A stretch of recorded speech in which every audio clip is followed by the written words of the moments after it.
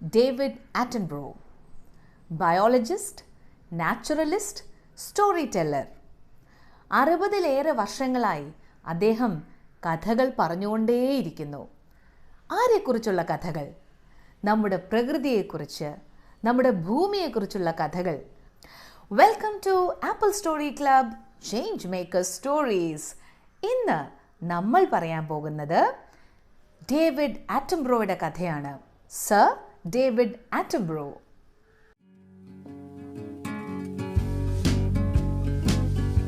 നമ്മളെ വിസ്മയിപ്പിക്കുന്ന ഭൂമിയുടെ അത്ഭുത കാഴ്ചകൾ 100-ലേറെ ഡോക്യുമെൻ്ററികളായി അദ്ദേഹം ക്രിയേറ്റ് ചെയ്തിട്ടുണ്ട്. The living planet, the trails of life, the world about us തുടങ്ങി 100-ലധികം ഡോക്യുമെൻ്ററികൾ. ഡേവിഡ് ആറ്റൻബ്രോ ജനിച്ചതും വളർന്നതും ഇംഗ്ലണ്ടിലാണ്.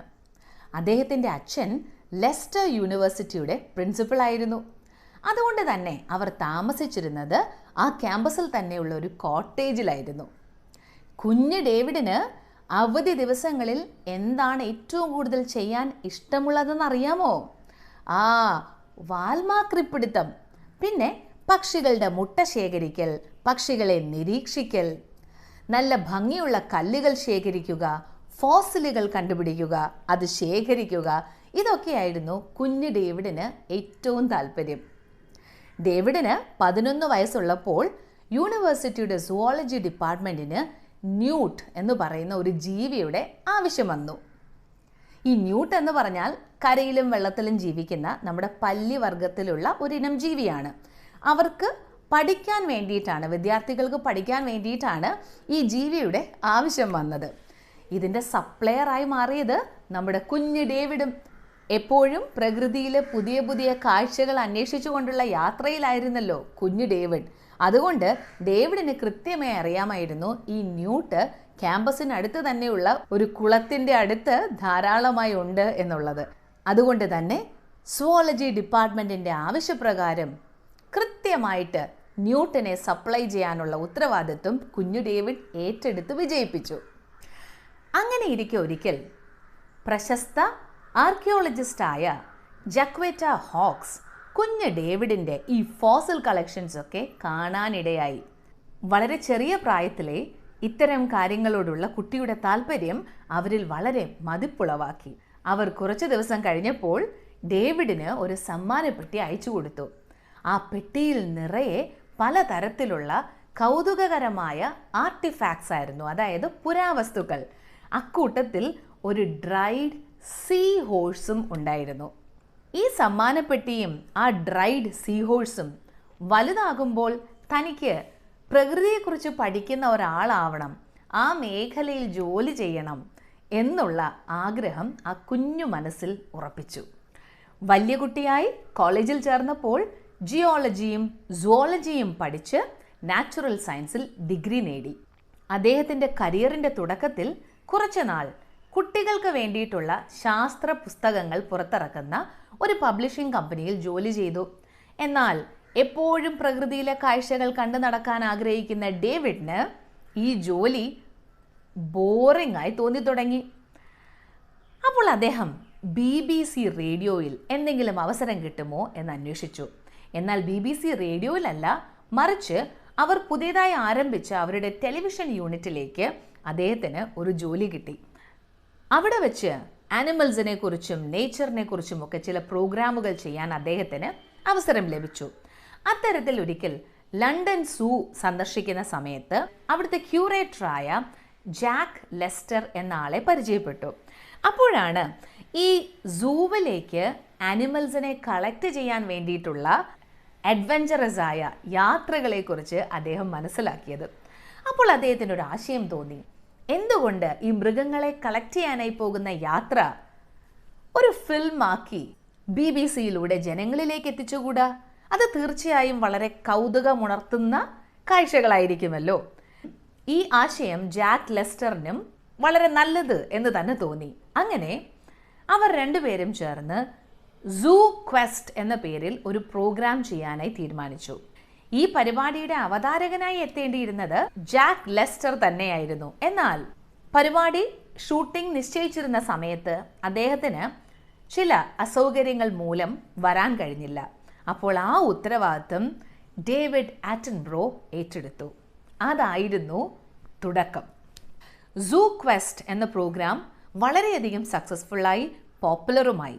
1979 life on Earth a natural history by David Attenborough എന്ന പേരിൽ BBC ഒരു നാച്ചുറൽ ഹിസ്റ്ററി സീരീസ് ആരംഭിച്ചു.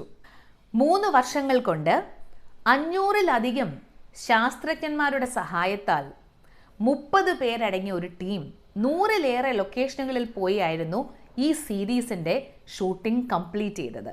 ഈ സീരീസ് വളരെയധികം പോപ്പുലർ ആവുകയും ബ്രിട്ടീഷ് വൈൽഡ് ലൈഫ് ടെലിവിഷനിലെ ഒരു മൈൽ സ്റ്റോൺ എന്ന് അറിയപ്പെടുകയും ചെയ്തു.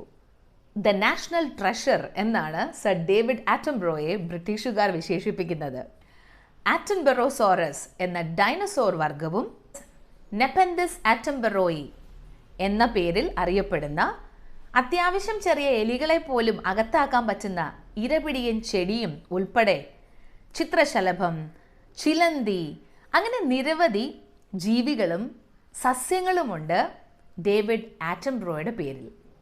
2019 നെറ്റ്ഫ്ലിക്സ് പുറത്തിറക്കിയ അവർ പ്ലാനറ്റ് എന്ന് പറയുന്ന ഒരു ഡോക്യുമെൻ്ററി ഉണ്ട്. ഇത് യൂട്യൂബിൽ അവൈലബിൾ ആണ്.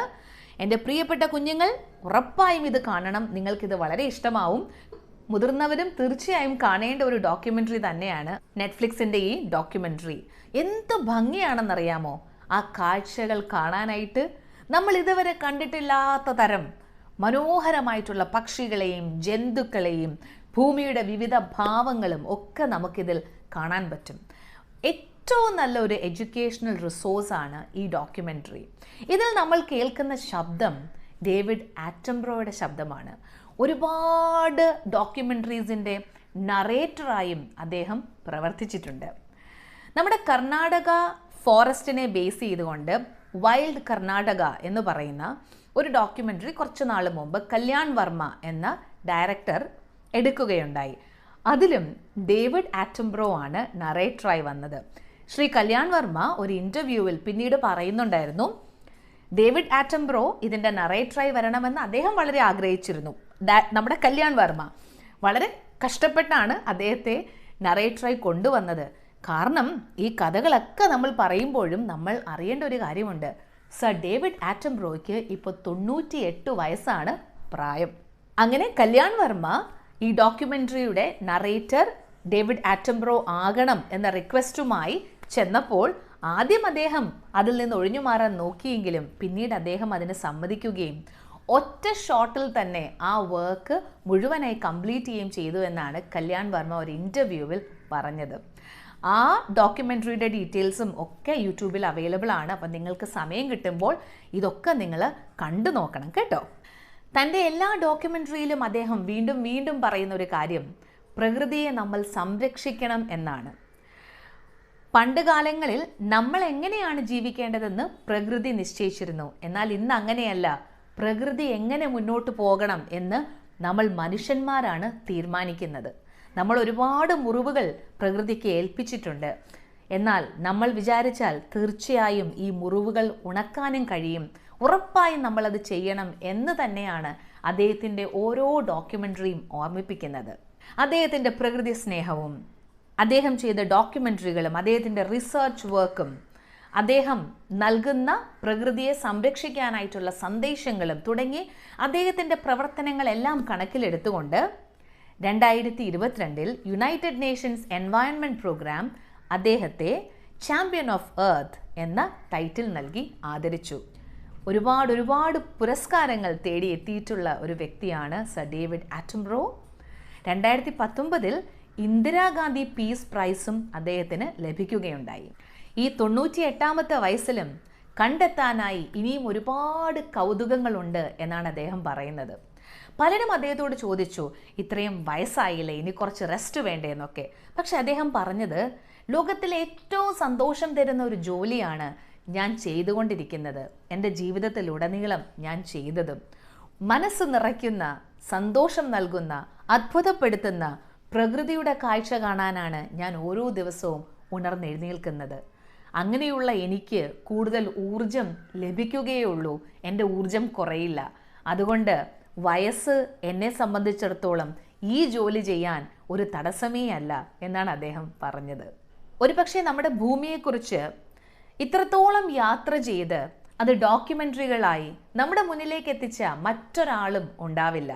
പ്രകൃതിയെ സംരക്ഷിക്കണം എന്ന് ഓർമ്മിപ്പിച്ചുകൊണ്ടേയിരിക്കുന്നു. With our help the planet can recover. അപ്പോൾ ഇതാണ് ഇന്നത്തെ നമ്മുടെ കഥ. പിന്നെ വേറൊരു കാര്യം, ഒരുപാട് ഇഷ്ടത്തോടു കൂടി ശേഖരിച്ചു വച്ചിരിക്കുന്ന ഉരുളൻ കല്ലുകളും പക്ഷിത്തൂവലുകളും ചിപ്പികളും ഒന്നും നിനക്ക് വേറെ ഒരു ജോലിയുമില്ലേ എന്നാരെങ്കിലും ചോദിച്ചതിൻ്റെ പേരിൽ എടുത്ത് കളയണ്ട കേട്ടോ. ഇനിയും ശേഖരിക്കണം, പഠിക്കണം. ഒരു പക്ഷേ നിങ്ങളുടെ ഉള്ളിലും ഒരു കുഞ്ഞ് ആറ്റം ബ്രോ ഉണ്ടാവും. Thank you for watching. By.